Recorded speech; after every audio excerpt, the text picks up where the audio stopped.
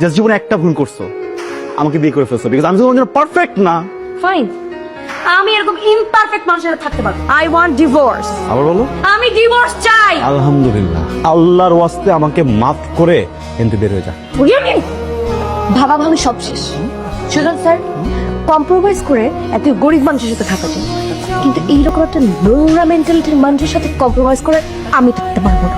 Sir, simple একটা কথা বুঝাই বলি, হ্যাঁ ভালোবাসার বিয়ে ছিল, কিন্তু আমাদের লাভ ম্যারেজ থেকে লাভটা অনেক আগে উড়ে চলে গেছে। এখন শুধু ম্যারেজটা আছে, তো এটাকে আপনি উড়াই দেন প্লিজ। লাভ থাকবেও না। আমি কোথায়? হসপিটালে। কিচ্ছু হয়নি আপনার, কংগ্রাচুলেশন, আপনি মা হতে চলছেন। কার মা? কে মা? আরে কার মাকে এই উল্টা অর্ডার প্রশ্ন করতেছো তুমি বোকা? তুমি মা, তোমার পেটের ভিতরে বাবু হচ্ছে, আমি বাবু হতে চলেছি। একটু আগে ডিভোর্স পেপারে সাইন করে আসছি, আমি মা হতে চলছি মানে? আর আশ্চর্য কথাবার্তা। প্লিজ, এটা একটা হসপিটাল, আপনার একটা সুসংবাদের ব্যাপার।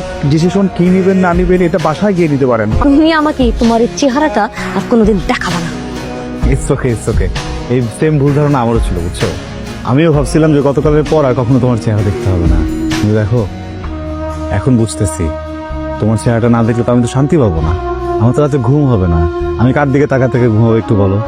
আর তুমি যে বাসা থেকে চলে যাবা, তুমি তো একা একা যাবা না, সাথে করে তো পেটের ভিতরে আমার বাবুটাকে নিয়ে যাবা, এটা তো আমি হতে দিব না, বুঝছো না শোনা?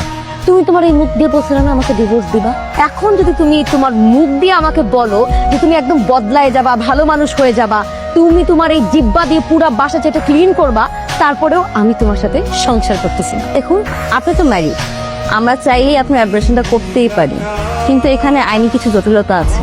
ইভেন আপনার অভিভাবক আর আপনার হাজবেন্ডকেও প্রয়োজন আছে, তার পারমিশন ছাড়া আমরা আপনার অ্যাব্রেশনটা করতে পারবো না। আপনি সিয়াম সাহেবের ওয়াইফ বলছেন? এখন সে আমার হাজবেন্ড না। তারপর বলুন, ফোন করেছেন কেন? জি, উনি একটা অভিযোগ জানাইছে আপনি নাকি ওনার বাচ্চা অ্যাবর্শন করতে যাচ্ছেন। মানে আপনি বললেই হবে নাকি? দেখুন ম্যাম, এটা আমার কথা না, এটা কোর্টের কথা। উনি কোর্টে অভিযোগ জানাইছে, কোর্ট পরবর্তী সিদ্ধান্ত না জানানো পর্যন্ত আপনি এই বাচ্চা অ্যাবর্শন করতে পারবেন না। আপনার কাছে কি সেই অভিযোগের কোনো কপি আছে? জি আছে, আমি আপনাকে হোয়াটসঅ্যাপ করে দিচ্ছি, আপনি একটু দেখুন। ঠিক আছে, পাঠান। আমি খাবো না। জান, তোমাকে তো একটু খেতেই হবে জান। বলছি না খাবো না।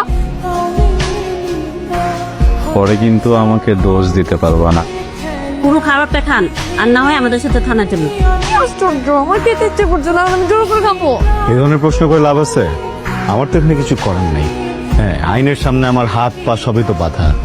দেখো, আমি একটা কথা বলি, দেশে প্রচলিত আইন অনুযায়ী গর্ভাবস্থায় একজন নারী এমন কোনো কাজ করতে পারবে না যেটা পেটের ভিতরে সন্তানের জন্য ক্ষতিকারক। কিসের গাড়ি এটা? কার গাড়ি? তোমার গাড়ি না, মানে বাবু হওয়া পর্যন্ত এটা তোমার গাড়ি, বুঝছো? মাসিক চুক্তি নিয়ে পেয়েছে। প্রেগনেন্সি প্লাস 4 মান্থ অনেক বেশি রিস্কি, বিশেষ করে রিক্সায় ওঠা। রিক্সা তো ওঠাই যাবে না, এটা বাচ্চার জন্য অনেক ঝামেলা, বুঝছো? দুজনই ঝালমুড়ি হয়ে যাওয়া। এটা পরে রিস্কি হলে হোক, তবু আমি এই গাড়িতে যাবো না। দেখি হলো, হ্যাঁ এভাবে কেউ গাড়ি চালায়? আস্তে আস্তে যাও মিয়া।